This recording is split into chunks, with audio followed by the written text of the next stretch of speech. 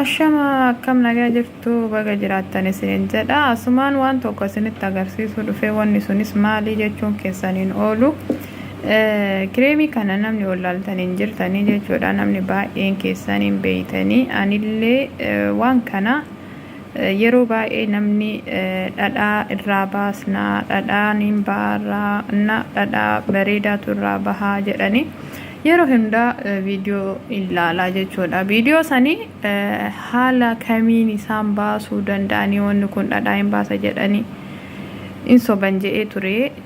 Garuu haa ta'u malee anillee har'a laaluu fi bitee jira jechuudha. Waan kana akkuma beeytanii kireemii kana warri fayyadamtan kan beeytanii warra mana madaamii keekii mana fa'aa dalagdan strawberry wajjin jechuudha. Namni fayyadamtan jiraachuu dandeettanii ani garuu mana madaamii kiyyatti baay'ee ittiin fayyadamnu. Baay'ee kireemiin keekiin yookaan immoo kanaan hin hojjetamu jechuudha. Maaliif kireemii isaa kana waan hin barbaanneef jechuudha. Haa ta'u malee as kireemii illee irraa dalagamuun oolu jeetiin abdii guddaa qabaa hin beeku. Haa ta'u malee ijoolleen teenya baay'inaan wanni kun dhadhaa hin baasaa, dhadhaa hin qabaa, dhadhaa irraa baasuu hin dandeettanii jedhanii yeroo hedduu haasaan dhagee jechuudha. Anillee maaliifi waan kana akkuma namni dalageessanitti waan namni dalageessan mirkaneessuuf jechuudha. Maaliif hin dalagne jedhee isa kireemii kana akkuma agartan bitee jira jechuudha. Saniifuu dalageetiniin isinitti agarsiisaa jechuudha. Haala akkamiitiin isaan dalaganii waan akkana akka godhan jechuudha. Kireemii kana jechuudha. Haala kamiin akka isaan hojjetanii itti fayyadaman sirriitti ilaaluu barbaada.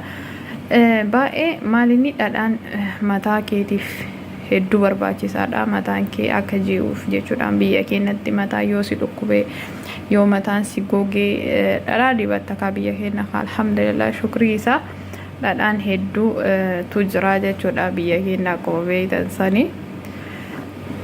Saniifuu anillee amma isa kana dhadhaa dibachuu dhadhaa osoo hunda dibachuu dhiisee gara waggaa meeqaatti baay'ee turee jira jechuudha. Dhadhaan mataa kiyya argee hin beeku garuu dhadhaa dibachuu barbaada baqa akka malee hawwee jechuudha dhadhaa dibachuu.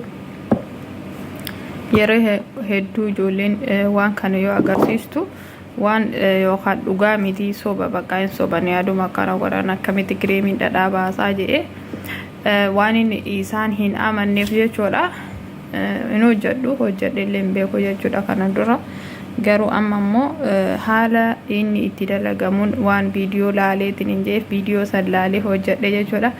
Hin hojjedha wanni kun dhugaadha moo sobaa isaan dhadhaa biyyaa fidaniitiin hojjenne jedhanii nutti agarsiisan. Dhugama hojjetame jedhee isa kana hojjedhe jechuudhaan illee waan kana bitee jechuudha. Dhadhaa kireemii kana biteetiin dhadhaa irraa dalaguu fi dhimmamee jechuudha. Akkuma agartan kana jechuudha. Mee haala kamiin hojjetamee dhugama dhadhaan hin baamoo hin bawwanna jiru walumaan daawwannaa na waliin turaa isiniin jedha.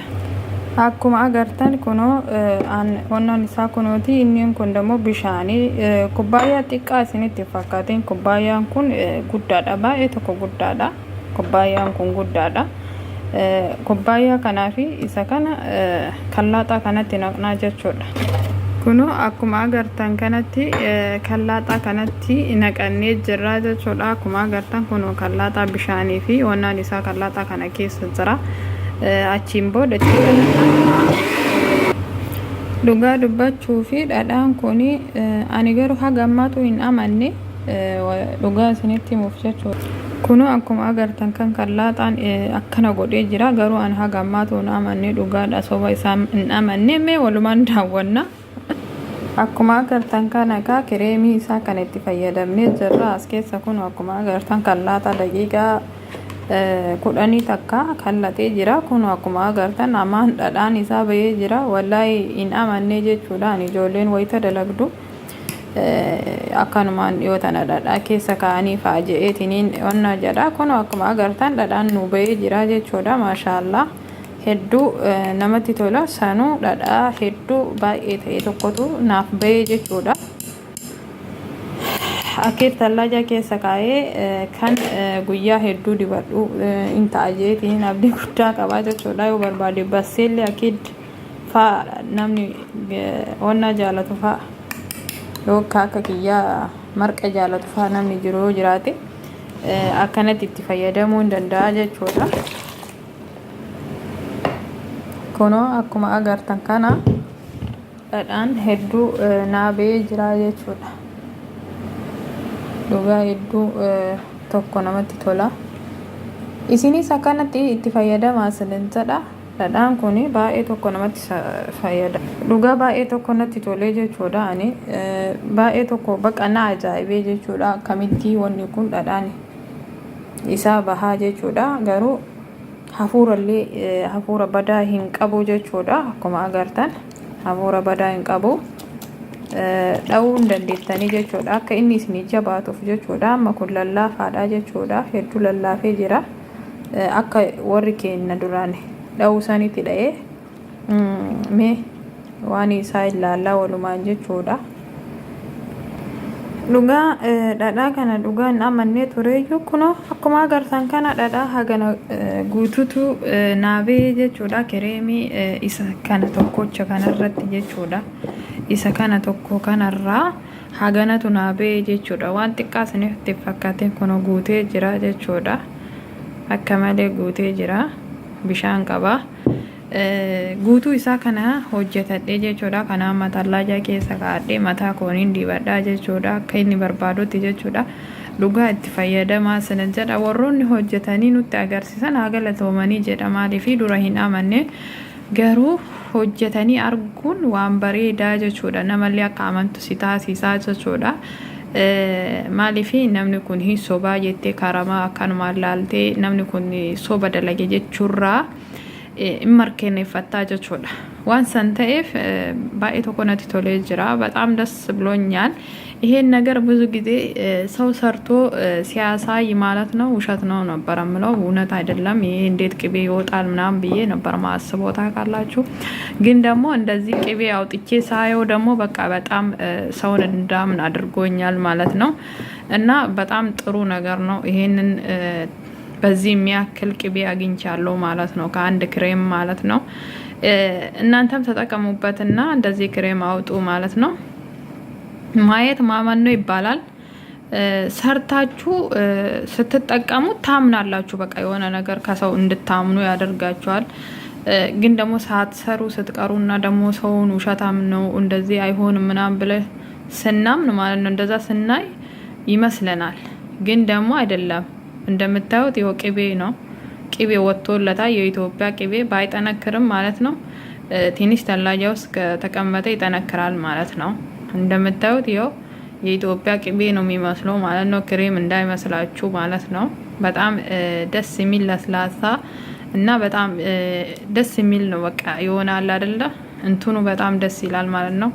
እንደኛ ሀገርም ባይሆን ማለት ነው ወደሱ ይቀርባል ማለት ነው። ገባችሁ?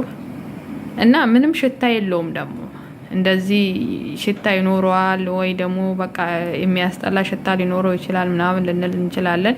ግን ደግሞ ያን ያህል እንደዛ የሚያስጠላ ሽታ የለውም ማለት ነው። በጣም ደስ የሚል ነው። እዩት፣ ተጠቀሙትላችኋለሁ እህቶቼ ወንድሞቼ። በጣም ነው ማመሰግነው ስላያችሁኝ ማለት ነው። ላይክ ሰብስክራይብ አድርጉልኝ። ቤተሰብ ያልሆናችሁ ቤተሰብ ሁኑ። እናንተም ቤታችሁ ውስጥ አድርጉና ተጠቀሙበት ማለት ነው። እኔ አሁን ይሄን ለጸጉሬ ነው የምጠቀሙ። ቢያንስ ለጸጉሬ ይበቃኛል ማለት ነው። ትልቅ ጸጉር ያላችሁ በጣም ብዙ ጸጉር የሆነ ደግሞ ወይ ይሄ ለብዙ ጊዜ ይሆናል ማለት ነው። ሰርታችሁ ተላጃ ውስጥ አስቀምጣችሁ መጠቀም ትችላላችሁ ማለት ነው። ይሄ በጣም አሪፍ ክሬም ነው ማለት ነው። እኔም እንደዛ ለጸጉሬ ብዬ ነው ይሄንን የሰራሁት ማለት ነው። እና hordoftoota kiyyaa fi kabajamtoota daawwattoota kiyyaa warroonni taatan hundi keessanuu jechuudha hojjedhaa itti fayyadamaa itti yaalaatiin waan kana hojjetadhaa isiniin jedha. dhugaa hedduu bareedaa fi lallaafaa akka biyya keenyaa jismiis nama bareechita bakka jechuun hafuura hin qabu isinii galee hafuura wayiitu hin qabu jechuudha. inni kun baay'ee tokko namatti tola baay'ee tokko jechuudha. mana keessanitti itti fayyadamaa dibadhaa isiniin jedha mataa keessanii fi googina mataa keenna hin bareechisa jechuudha. Ani immoo ilmoo muslimaa waan ta'eef mataa kiyyaa haala itti dibadhu isinitti agarsiisuu hin danda'u jechuudha. Saniifuu manuma keessanitti itti fayyadamaatiin mataa keessan dibadhaa isiniin jedha. Kunoo akkuma agartan jechuudha mataa kiyyaa itti dibadhaa jechuudha. Inna akkasitti itti fayyadamaa isiniin jedha. Waan hordoftaniif galatoomaa. Like, subscribe, share na gochuu keessan hin dagatinaa isiniin jedha. Warroonni maatii kiyya hin taane maatii kiyya naa ta'a isiniin jedha. Horaa bulaa deemanaa isiniin jedha. Haga sagantaa biraatiin walitti dhufnutti assalaamu alaykum rahmatullahi wabarakatuh. ውድና ተመልካቾቼ የሆናችሁ በሙሉ ማለት ነው ይሄን ቪዲዮ ያያችሁ ሁሉ ሰብስክራይብ ላይክ ሼር አድርጉልኝ እና ቤተሰብ ሁኑ እላችኋለሁ። ሌላ ቀጥሎ በሌላ ቪዲዮ እስከምንገናኝ ድረስ ደግሞ በሰላም ዋሉልኝ እላችኋለሁ። ይሄን ነገር ደግሞ ተጠቀሙበት እላችኋለሁ። ማየት ማመን ነውና እዩ ቤታችሁ ሞክሩትና እዩ እላችኋለሁ። ለሚቀጥለው ቪዲዮ እስከምንገናኝ በሰላም ዋሉልኝ። አሰላሙ አለይኩም ረህመቱላሂ ወበረካቱ።